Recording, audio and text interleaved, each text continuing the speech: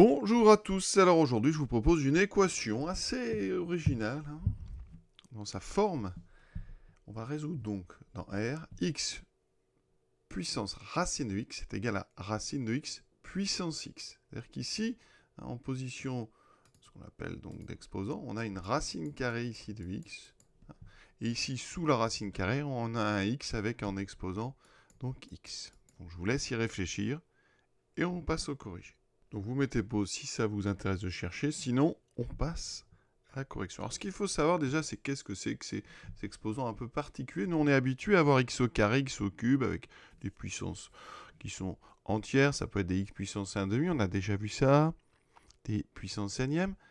Eh bien, on peut avoir n'importe quelle puissance. Alors il faut cadrer un petit peu tout ça. On parle dans ce cas de fonctions exponentielles de base a. Ce qu'on va noter ici, a puissance x, c'est une autre façon d'écrire exponentielle de x ln de a. Donc on peut parler de a puissance x quand a est strictement positif. D'accord? Si on veut considérer les fonctions, ce qu'on appelle donc des fonctions exponentielles de base a. Alors, évidemment, il existera toujours quelques nombres négatifs qu'on peut mettre au carré, moins 1 au carré, moins 1 au cube, tout ça, ça existe, moins 2 au carré, moins 2 au cube. Quand on a des puissances entières, ça ne pose pas de problème. Dès qu'on veut rentrer dans des puissances qui ne sont plus entières, on peut avoir par exemple des jolis nombres du type pi, par exemple à la puissance pi.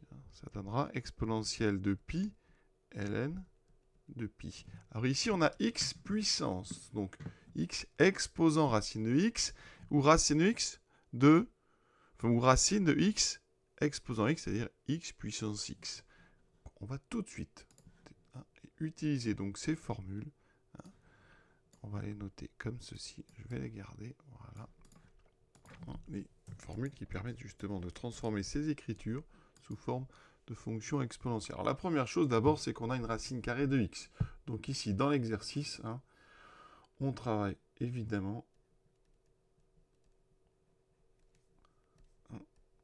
sur déjà des nombres qui sont supérieurs ou égaux à 0. Donc on travaille sur R+. Pour l'instant, on va voir si on a besoin d'enlever 0. Alors x exposant racine de x, eh bien ça signifierait quoi? Ça veut dire que x puissance racine de x, c'est donc exponentielle de racine de x ln de x. Donc on fait apparaître un ln de x, ce qui signifie qu'on va travailler sur R plus étoile, pour justement pouvoir considérer x à la puissance racine carrée de x. Donc ici, on va rajouter une petite étoile. Et on va ouvrir le crochet. Donc on a R plus étoile. Donc ça veut dire que x est strictement... donc on travaille avec un x strictement positif. Et l'équation, on va tout de suite la transformer. Ça veut dire qu'à condition de travailler sur R plus étoile, x puissance racine de x égale à racine de x puissance x, eh bien ça va se transformer en quoi? En exponentielle de racine carrée de x ln de x est égal à racine carrée d'exponentielle de x ln de x. J'ai vraiment appliqué ça ici. Vous voyez, si je prends a égale x, x étant strictement positif, c'est bon. Donc x puissance x, c'est bien exponentielle de x ln de x. Et de l'autre côté, c'est pareil. Alors, on a ici un exponentiel, ici une racine carrée d'exponentielle. Alors, on a besoin d'une autre propriété. C'est que, quel que soit grand x, exponentielle de grand x, quand je prends sa racine carrée, c'est exponentielle de x à la puissance 1,5, c'est donc exponentielle de 1,5 de x. Et ça, c'est une propriété importante. Conclusion, notre équation, elle se transforme. On a donc à gauche exponentielle de racine de ln de x et à droite exponentielle de 1,5 de x ln de x. On a donc deux exponentiels qui sont égaux. Et ça, on a une propriété. Quand deux exponentiels sont égaux, c'est ce qu'il y a. Les deux exposants sont donc égaux. Conclusion, on a donc racine de x ln de x qui est égal à 1,5 de x ln de x. La propriété, je vais quand même la rappeler. Quel que soit a et b réels, exponentielle de a égale exponentielle de b, ça équivaut à avoir a égale b. La fonction exponentielle, on dit qu'elle est bijective. Et donc, on a ces propriétés qui sont toujours très pratiques dès qu'on a l'exponentielle. Et ça marche quel que soit a et b réel. Donc, on a une nouvelle équation ici, avec des deux côtés du logarithme. Donc, on va tout mettre à gauche. On va factoriser par ln de x. Et donc, j'obtiens que c'est équivalent à, alors, racine de x, ln de x, moins 1 demi de x, ln de x égale à 0.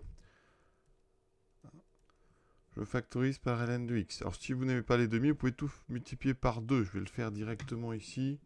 Donc, j'enlève ce 1 demi et je multiplie par 2. J'ai donc un 2 qui apparaît ici. Parfois, ça peut être assez pratique de ne pas se traîner des fractions partout. Ici, ln de x, donc facteur de 2 racine carrée de x moins x égale 0. On a donc ici un produit nul. Donc, j'obtiens ln de x égale à 0 ou 2 racines de x moins x égale 0. ln de x égale 0, vous savez, hein, ça nous donne x est égal à 1 ou, alors là, on a 2 racines de x moins x égale 0. Alors, ce qu'on peut faire ici, c'est factoriser par racine carrée de x. Effectivement, quand x est positif, hein, ça pourrait même être supérieur ou égal à 0. Ici, on a un strictement, donc je vais laisser strictement. Vous pouvez considérer que x, c'est racine carrée de x fois racine carrée de x. Hein, mais ça marche, hein, je vais le mettre, si vous voulez, pour x supérieur ou égal à 0. Ici, on peut s'en servir parce que x est strictement positif. Donc, je vais factoriser ceci par racine carrée de x. Donc, j'obtiens racine carrée de x, facteur de 2 moins. Et quand je factorise x par racine carrée de x, eh bien, j'obtiens racine carrée de x. Et ici, on obtient ceci, égal à 0. Un autre produit nul. Donc, x égale à 1, ou racine carrée de x égale 0, mais ce n'est pas possible parce qu'ici, x est strictement positif. Je vais l'écrire, mais ici, c'est impossible parce que x est strictement positif. Ou, donc, 2 moins racine carrée de x égale 0. On a presque fini, parce que ça nous donne donc x égale à 1, ou racine carrée de x égale à 2, et racine carrée de x égale 2, mais ça fait x égale à 4. Et donc on a trouvé deux nombres positifs strictement, c'est bon, on a donc deux solutions qui sont 1 et 4. On pense bien à conclure, donc S égale 1 et 4. Alors les petites remarques, hein. Là, on a terminé, mais on va quand même vérifier, toujours. Si je remplace x par 1, effectivement, j'ai 1 puissance racine carrée de 1, et de l'autre côté, j'ai racine carrée de 1 puissance 1. Donc ça fait bien 1, et ça fait bien racine 1, ça fait bien. Pour 4, 4 puissance racine de 4, ça fait 4 au carré, ça fait 16. Et de l'autre côté, j'ai racine de 4 puissance 4. Donc, on a un exposant pair ici, ça fait, on peut sortir 4 puissance 4 parce que c'est 4 au carré. Donc, ça fait 4 au carré, ça fait bien 16. Donc, on a vérifié. Alors, ce n'est pas une preuve, parce que ça montre que 1 et 4 sont solutions. Ça ne démontre pas qu'il n'y en a pas d'autres. Mais nous, par notre résolution, on a bien montré qu'on n'en avait que 2. Regardons rapidement sur GeoGebra un petit peu à quoi peuvent ressembler ces courbes. Donc x puissance donc square de x, donc x puissance racine carrée x. Là voici cette courbe. Une jolie courbe. Avec j'ai l'impression, une asymptote verticale ici en 0. Donc on a bien une fonction définie pour x strictement positif. Alors ça descend très très vite ici, vous remarquez. Et j'ai donc ensuite racine carrée, je vais la tracer aussi, racine carrée de x puissance x. Les deux courbes sont différentes. Par contre, l'intersection de ces deux courbes a lieu à quel endroit? Vous avez une première intersection ici en 1, donc ça c'est bon. Alors en 0, il semble ici que les deux courbes partent du même endroit, mais elles ne sont pas définies en 0. En tout cas, pas avec nos définition des fonctions exponentielles. On pourrait peut-être, exercice, montrer que la limite en 0 des deux fonctions est égale à 1. on regarde un petit peu de plus loin. Voilà, on doit avoir une deuxième solution au niveau de x égale 4. Alors ça monte très très vite. On a vu que c'était en 16, donc voilà. Effectivement, on a bien nos deux solutions 1 et 4. Voilà. Et cette petite limite en 0 qui semble être 1 pour les deux fonctions. Alors, pour les curieux, est-ce que on peut déterminer la limite en 0 de cette fonction? Donc, limite en 0 plus. Alors, on a du racine carrée de x ln de x. Alors ça, je vais vous montrer comment on peut transformer ça astucieusement. C'est toujours utile. Le souci, c'est que, eh bien, on sait que quand x tend vers 0 par valeur positive, donc 0 plus, de x ln de x, ça c'est 0. Ici, le problème, c'est qu'on a une racine carrée. Donc, on va transformer astucieusement le ln de x. Comment faire? Eh bien, propriété, vous devez savoir que ln de racine carrée de x, c'est 1 demi de ln de x. Donc, je vais remplacer ln de x par 2 fois ln de racine carrée de x. Donc ici, je vais mettre racine carrée de x multiplié par 2 fois ln de racine carrée de x. Et là, astucieusement, j'ai donc 2 fois racine carrée de x fois ln de racine carrée de x. Vous voyez, ici, j'ai une composée, d'accord, avec, en posant grand x égale racine carrée de x. Les deux tendent bien vers 0 en même temps. Donc, eh bien, quand x tend vers 0 par valeur positive, eh bien, racine carrée de x, donc ln de x, tend bien vers 0. D'accord? Puisque ici, on a une composée qui a fait apparaître une croissance comparée. Conclusion, je mets ça dans l'exponentielle ici. Oui, ça tend vers 0. Donc, effectivement, la limite de x racine carrée de x quand x tend vers 0 par valeur positive, c'est donc égal à 1. C'est-à-dire à exponentielle de 0. Maintenant, racine carrée de x puissance x. On va appeler cette fonction g, donc ça sera... Alors, on a dit racine carrée d'exponentielle de x ln de x. Donc, on a un petit demi, exponentielle de 1 demi de x ln de x. Alors, ça là est beaucoup plus simple, parce que quand x tend vers 0, on a une croissance comparée ici directe, ça tend vers 0. Donc, dans l'exponentielle, on va chercher exponentielle quand ce qu'il y a dedans tend vers 0. Le demi n'a pas d'importance. Ici, ça tend encore vers 0. Vous voyez, ici. Donc, cette partie tend vers 0 quand x tend vers 0. Donc, je prends l'exponentielle.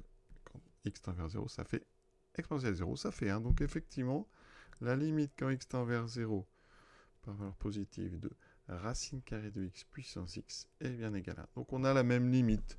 C'est ce qu'on avait bien eu comme intuition graphique. Donc, on a une équation qui a deux solutions.